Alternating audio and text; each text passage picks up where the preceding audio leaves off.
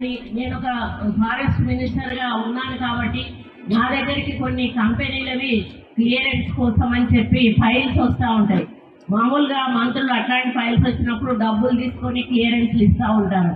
నేనన్నా మాకు ఒక నయా పైసా మీరు ఇవ్వాల్సిన అవసరం లేదు, మీరు సమాజ సేవ చేయండి, మా స్కూల్ ఒకటి డెవలప్ చేయండి, మా పేరు మీద అది మీ పేరు గుర్తుండిపోతుంది అని చెప్పినప్పుడు వాళ్ళు మేము పై వాళ్ళతో మాట్లాడాలి మేడం, మా చేతుల్లో లేదు అని సదానంద రెడ్డి.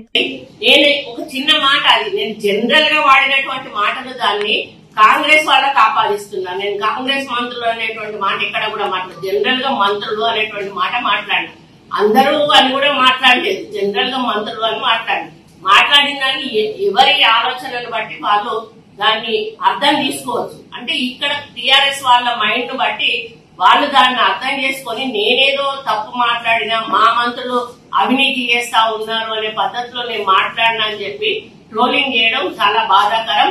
వెంటనే దాన్ని ఆపాల్సిన అవసరం ఉన్నది, లేకపోతే నేను సైబర్ క్రైమ్ వాళ్ళకి తప్పకుండా నేను కంప్లైంట్ ఇస్తాను.